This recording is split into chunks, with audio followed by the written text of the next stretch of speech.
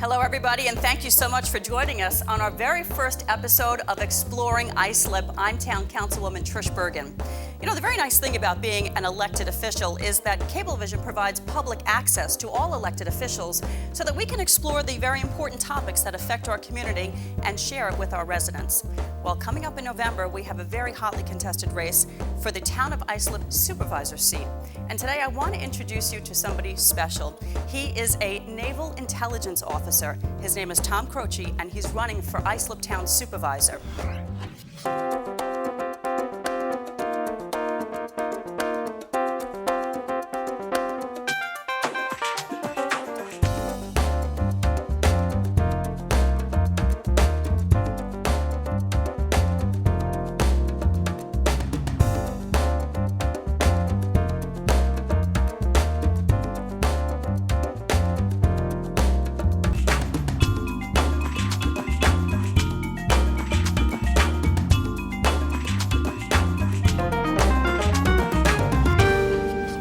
Thank you so much for being here with us today on Exploring Islip. I'm Trish Bergin, and I want to introduce you today to Tom Croci. He is running for Islip Town Supervisor. Tom, thanks so much for being my very first guest on this show. Thank you for having me. I'm honored. You know, we're very excited. You have a very interesting resume. Tell us a little bit about yourself. Well, I'm from Bohemia, where I live currently. Grew up there. My parents were teachers and then principals in the Connecticut schools. That's where I graduated from high school. Went off to college and then continually pursued my dream, which was to be a naval officer, which in my family was a very big, proud moment. Of course, the grandson of Ellis Island immigrants, like so many of my neighbors around Islip, and very proud then to wear the uniform and to serve in the United States Navy, which exposed me and gave me the opportunity to do so many things. What made you enlist in the Navy? I always wanted to be a naval officer. Of course, growing up on the South Shore of Long Island, we're constantly around the water and the ocean. We're very fortunate to live on the Great South Bay. So I've always spent so much time around the water. I'm a sailor at heart. Decided I absolutely wanted to serve, so the Navy seemed like the most appropriate branch for me to go into. Unfortunately, or fortunately, after 9/11, a lot of our service was on the ground, both in Iraq and Afghanistan, so the nature of our service has changed. You served under two presidential administrations, and Correct. You were basically in the Situation Room. Tell me about That's that. correct. That's it. That is such an interesting experience. That you know, people are very intrigued by that. Yeah, it was a great moment for me. Just a guy from Connecticut High School, going to serve at the White House. I went there initially as a naval officer, and I served in the White House Situation Room eventually as the senior duty officer who kind of manages the day-to-day flow in the White House Situation Room. And for those people who don't know, the White House Situation Room was set up by President Kennedy shortly after the Bay of Pigs, and the goal was to provide a 24/7, 365-day operations center to provide intelligence to the President of the United States and to the National Security Council so that the decision makers really could make sound decisions. That is still the form today. The Situation Room, there are people on watch 24 hours a day, 7 days a week, making sure the President and his team are fully advised. So you would actually have the President come in and you'd say, Mr. President, this is the situation. Most of the time, it was provided to him in various forms that we created products for the President, or the President would reach down to the Situation Room and call us, or he would stop by and we would update him as need be. You left with a very interesting little token from the Situation Room, and I want you to share it with everybody. Do you mind? Sure, not at all. During my tenure at the White House when I was military, they redid the White House Situation Room, and they, of course, took the conference room, disassembled it, and sent it to President Bush's presidential library, President Bush 41. Some of the paneling was cut up, and staffers were given small pieces as a remembrance of the old Situation Room. So from the time of Ronald Reagan and Jimmy Carter to George W. Bush, this was a piece of history of the White House Situation Room. Okay, so take me into crisis mode in the Situation Room. Like any watch center, sometimes it's very organized and smooth. And then sometimes there's a lot of information that flows in. One particular example I can recall was when I first arrived in the Situation Room in 2005. there were the London subway bombings. So a lot of information flowing in from all the departments and agencies of the government in the United States, a lot of information flowing from our overseas partners, and then trying to cull it all together and make sure that the President, the National Security Advisor, the Vice President, all of them had the information they needed so that they could make decisions that we could help the United Kingdom as best as possible, and that then we could inform the American public as to exactly what we knew and give them the very best and most timely information. So a lot of phone calls, a lot of information flowing in, a lot of very hardworking people sitting down and culling through it and then processing it and making sure we had the best picture. So I would venture to guess that if there was an emergency in the town of Islip, you would certainly be able to handle it. Well, I think we could handle a snowstorm, Trish. Yeah. Absolutely. It's the kind of thing, it's a generational thing. My generation of military leaders and all the men and women who are out there right now have, by no design, but become managers in crises. Post 9/11, we all had to become managers, professional leaders in crisis. So it's something that is just part of our generation now. And a leader in crisis is really part of the job of supervisor. Is if there's a massive hurricane that hits, or if we get inundated with a really bad snowstorm. I mean, they are important issues and important topics, and you would certainly be able to lead in that situation. Absolutely, and I know that you were instrumental in those areas during all of the kinds of weather events that we've had in the town. But I know that you really do need strong leadership at top in the supervisor role, because they do run the day-to-day operations of the town through the departments. So it's very important that we have that kind of leadership, which I think we're lacking at the moment. Tell me what it was like to be on Air Force One. Just so curious about all of this. Well, it's the best public transportation out there. It's a beautiful aircraft. Of course, it's a privilege to be able to fly with the President of the United States, and it's not extravagant, but it is absolutely a beautiful aircraft. Very much the seat of power the President takes with him wherever he goes internationally. And it's beautiful. It's a great way to fly.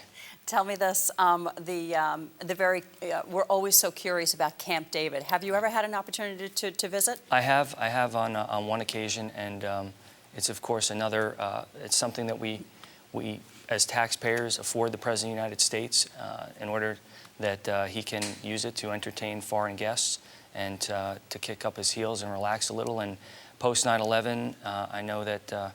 Most President Bush and previous presidents have always used it to reflect and to be able to reset, because they have such weight from the world on them. You know, I can't help but wonder this. You have really already served our country. I know you've been to Afghanistan, you've been to Kabul. Why continue to serve? Right. What is this driving you that makes you want to continue to serve? Yeah. Well, some people say that you're blessed and cursed with the heart of a public servant. I am, of course, the son of two teachers, and my sister is a teacher. It's something that it drives you because you care about your community, you care about your family. In this case, I came back to Long Island, to a very different Long Island than I left when I joined the military. An economy that was continually failing, a lack of responsiveness by the elected official who's supposed to kind of guide us through this and to deal with the crisis. And I just felt like, in my capacity as a district director for a state senator, and getting to know the constituents and understanding what the problems were, that we needed this kind of leadership back in the town, so that folks like you and Councilman Flotterin would have support and the ability to tackle all the issues and to face the challenges that we have. What was Afghanistan like? Well, let me tell you, it's a beautiful country. There's a lot of beauty there. I break it up into thirds. A third of the people really support the United States and the coalition, really behind us. A third of them are scared. They're scared. They just want what everybody wants, is to be able to provide for their family and to kind of have security. And they want their government to be legitimate. So there's a third of them that are scared. The other third are our enemy. And of course, the United States military is very effective at dealing with the enemies of our country. So that's what our troops are doing on the ground. And Kabul? Kabul is a pretty city. In the 1960s, it was a vacation spot. that young people from Europe and the United States used to travel through. Of course, war has decimated it, and they're in a rebuilding process. But the Afghan people, very much like Americans, a melting pot, so to speak, different languages, different cultures, but they're extremely hardworking, extremely dedicated to their families, and want the same things that you and I want on a daily basis. They want security, and they want to protect and provide for their families. All right, so in addition to your work as an intelligence officer, you're also a business owner. I am. Upon my second tour from returning Afghanistan last summer, I went into a business venture with some of intelligence officers that I had served with in the past, and we currently provide intelligence services and aviation services to the United States government and other private entities. So, been trying to survive and thrive in this business environment, and as a business owner, I can tell you it's a challenge. And I think that as a business owner, it's going to be a lot easier to sit down with the Islip business owners and kind of come up with a plan on how government can best get out of their way and help them succeed. Which was my next question. Let's talk locally about our local businesses and the small businesses, and what you'd like to do as supervisor of the town of Islip to help these businesses. Well, when asked about what are you going to do to help business and help create jobs, I think the best thing that government can do is get out of the way. Let the small business owner, let the business owner thrive. Let them create wealth in this society. Government does not create the wealth. It's the business owner, it's the entrepreneur who creates wealth in our country. So let them go out there and do that. The town and any government entity that is charged with governing land usage has to be sensitive to the climate. As you know from sitting on the town board now, there are a lot of things we can do in the departments of our town to make it easier for a business owner to get through the red tape and the permitting process. You know, being a minority member of the town board is always very frustrating. Right. And, you know, I see builders and developers who got to a point in a building project where, you know, maybe they poured a foundation and there's no money to be lent, and there's no buyers out there, yet they keep getting hit time and again with permitting fees and all of that. It's very frustrating for them. What would you do in that case? We have to streamline the entire process in that department. We can't be the delay. We can't be the reason a business doesn't succeed. We should be the reason that they were given a little more time, or they were given the opportunity to get through the process faster. We should not be the hurdle. So we need to streamline the process so that even the homeowner who just wants to do a little improvement on a house or their shed, they shouldn't have to spend 2 years waiting for that. And the developer or the contractor shouldn't have to wait for years. It should be a quick process. And a lot of that is just good leadership and management of those departments. Yeah, and good common sense on recognizing these are really tough economic times. And I know that while we don't want to raise taxes, we can't keep hitting these folks with fees after fees after fees. It becomes very frustrating for them. Absolutely. There are ways that we can economize, but there are ways we can streamline a process. Military planners are excellent at this. We need to operate and do more with less. That's the story of the military.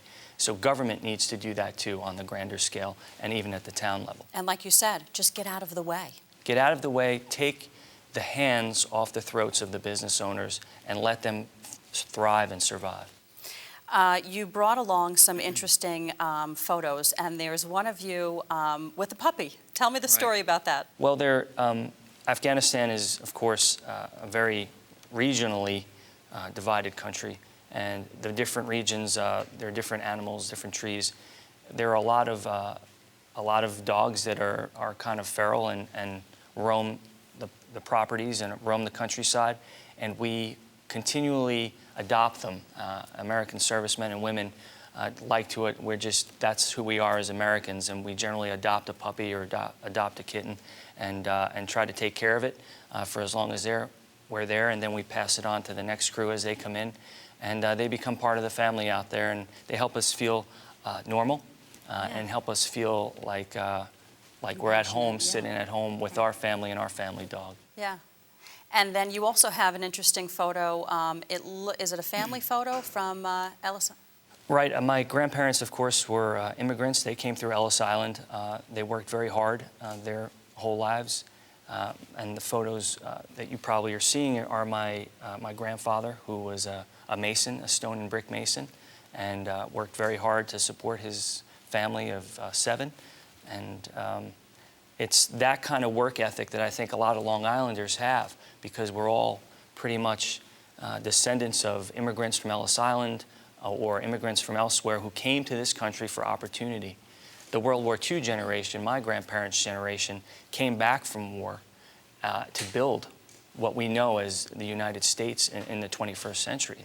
That foundation built this country.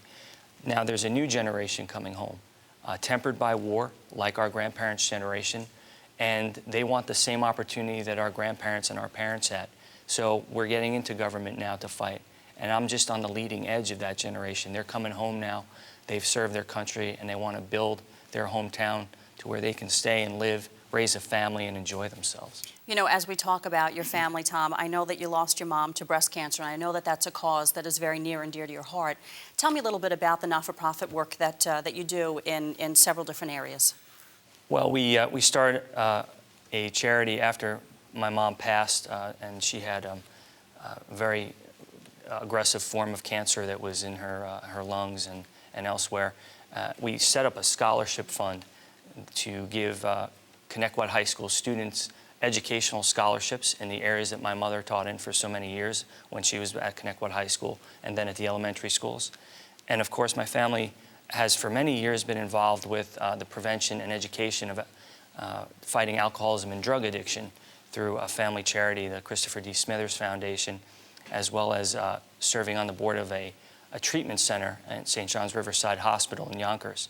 So we work very aggressively in education, obviously, but to kind of combat the things that steal away childhood and steal away lives. And if we can give somebody a little hope by giving a scholarship or helping a small charity with a grant, and that's what we're in the business of doing. You know, when we talk about the issue of our young people and the epidemic that we're seeing now of heroin in our schools, it's definitely something that we've got to tackle head on. I was just at a meeting at the 3rd Precinct in Central Islip, and they were talking about a number of different crimes, property crimes and assaults. But I think what we've missed, and I know it's something that you've tried to focus on, is what is the root cause of these problems on Long Island? And I think the more you look at it, it's the drug problem. You know, there is a heroin problem on Long Island, and there are a lot of elected officials that don't want to talk about it. Fortunately, there are some like you who do, but many of them just want to ignore it, that's not the root cause of the problem. I think the town can be a partner with the county in tackling the drug problem by using its legitimate authority and using its ability to go in and try to track down where these drugs are coming from, where they're being sold, and work with law enforcement to protect our citizens. Listen, there's no citizen in my town of Bohemia or over in Central Islip, in our hamlets, that don't want to be able to walk on the streets with their kids. They want to be out there. They want to feel safe. They don't want to see vials and needles on the ground in Long Island. It's something that we didn't have when we were growing up, and if we work hard, we won't have to have that. We have to fight it, though, every day. I like that you mentioned that you were at the 3rd Precinct to speak with the police and hear what the community members have to say from the 3rd Precinct. It seems that you're already starting to develop that relationship with the police departments and with law enforcement. Absolutely, and with the community groups, which are really, I mean, that's where the action comes from. When a community gets together and says, no more, we're going to deal with it, well, then the law enforcement, they have a partner to work with, and that's what they're looking for. They're looking for a willing partner in the communities. In Ronkonkoma, they've started great civic associations. We have civic associations all over the town of Islip that are alive and awake, and they want their neighborhoods back, and they want to be able to have the quality of life that you and I had growing up here on Long Island. All right, so I know that you've been visiting the different civic association groups and meeting with everybody and knocking door to door. Yes. What's the feedback that you're getting? It's overwhelmingly positive. People are obviously looking for a new kind of leadership, a new generation of leadership. They're looking for individuals who don't look or act fatigued by their public service. Or arrogant. Or that. They're looking for public servants. Somebody who is honestly sincere about wanting to make a difference. That's what people are looking for. And somebody who's not interested in being in politics their whole life and earning their keep that way. Our founders were farmers, they were merchants, they served in government because they had a stake in society and they believed in America. They didn't create their wealth that way, and I don't think we should look to public service to create our wealth. That's why I started a business, and hopefully, the business continues to grow. But I'm looking to government to make a change, to do things for my friends and neighbors who were so instrumental in getting me to where I've been in my life. So now it's time to give back to the community and to be able to come home and stay here in a safe, clean, affordable place like the place we grew up. We went to high school together, that's right, the place where we grew up. Tell me this, let's talk about some of those diamonds in the rough in the town of Islip. For example, the foreign trade zoning. You and I have talked about this. Absolutely. It seems to me that, in the half a decade that our current supervisor has been in office, there's been a stagnation in creativity, a stagnation in the desire to help the businesses in Islip and to be innovative and bring new businesses into Islip. We do have a foreign trade zone, which offers immense tax benefits to foreign businesses or foreign components of businesses that want to do business here on Long Island and expand into the United States through Long Island. We need to encourage businesses to come to that foreign trade zone. We're one of the few towns, there aren't many in the United States that have their very own foreign trade zone, particularly co-located with such a great industrial base next to an airport. We really need to make use of that foreign trade zone. We need to take advantage of the vacant thousands of square feet of office space that are sitting there and not earning us any money. Those things should be income generators for the town, for the residents, so that we don't have to charge those fees and we can start giving that income back to the people who deserve it, and that's the residents. You know, when I first got into office in the town of Islip, I drove through the foreign trade zone with my staff, and I said, I really want to see what goes on there, right? Right. There are literally thousands of square feet that are empty. Right. And we have to do something to bring the businesses into that foreign trade zone. Right, and part of it is also marketing and reputation. People know that it's going to take them a long time to try to open a business in Islip. It's going to take them a long time to get through the red tape. So they go elsewhere. And if they are in Islip and they can't survive anymore, they leave. We have to make sure that they know that come November 8th and come January when the new administration takes over, that we're going to be a partner with business, not an antagonist. And we're going to be there to work with them and encourage them to come and stay in Islip, because they'll create those jobs, and then people will be more secure in their homes. We won't have the flight that we currently see in Islip. I met a gentleman today, earlier this afternoon, who had a business in the town of Islip, and he wanted to buy the lot next door to expand his business. Right. And he was told that there was something wrong with one of his parking lots, and that they wouldn't let him go forward until he fixed. And he packed up and he went to Melville, and so he just full-on left the town of Islip. And those are missed opportunities, and that's our fault for not capturing what that business owner wants to do and bringing him here and making him feel like he truly has a partner in his town. I hear this story, Trish, from West Islip to Bayport to Holbrook, all over the town, Brentwood, Central Islip, business owners who want to succeed, charities who want to start up so that people don't have to rely on the government for services. These charities want to start providing them, but again, they need permits and they need the kind of speed to get through the process so that they can start providing those services, and they're just not getting into town. No. And it's a shame. And very often they're getting discouraged, and then they decide that they want to go. It is very, very frustrating, as I said again, as a minority member of the town board, to see these things happen.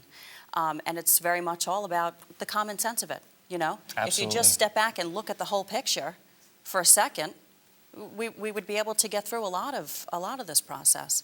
I want to go back to some more of these photos that you brought along with you. There's one of you in the press room. Tell me about that. What was that? As a former news reporter, that's very interesting to me. The White House press room, that was in the old press room before it was redesigned, and of course the press room, what used to be the indoor pool in the White House, where President Roosevelt, right up through President Kennedy and Nixon, used to swim. It was covered over in the old press room. and they kind of built the bleachers on top and the seats. It has been since renovated. After the White House Situation Room was renovated, they renovated the press room and had a ribbon cutting grand opening. It's much nicer. It's state of the art. And that is where it gives the president and the senior White House communications staff the ability to directly interface with the White House press corps, who sit right there. All right, so Tom, you are currently a Naval Reserve officer. That's correct. What does that entail for you now? Like, let's say you become supervisor. Do you continue in that capacity? Absolutely, and members of Congress do this all the time. They're currently reservists in Congress, and it's because you deeply desire to serve your country, and you want to continue to do that in uniform. There are a number of ways for people to serve, but that's always something that I felt very strongly about, and I wanted to continue that service. And it doesn't take you away for too long, what? No, we do our standard reserve duty over the weekends and in the summertime, so it's important. But I think that, and I've spoken with members of Congress about this, we all feel the same way, that we're Americans first, and when the country calls you to serve, you have to answer that call, and then we're New Yorkers second. And so I've always felt that if I maintain that priority, everything will kind of work out. So I'll always be a naval officer as long as they'll have me, and I'll be a very happy public official and public servant in another capacity as well.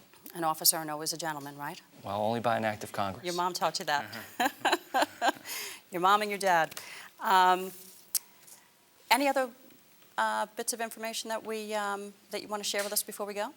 Just that we're at a crucial time in Islip, all over the country, but particularly Islip, where the situation is grim. You can't drive down a main street in Islip without seeing a closed-up store, a boarded-up store that you used to go to as a kid or used to work in. And that's not the Islip we knew. We used to know bustling streets, and we used to know thriving businesses and family-owned stores.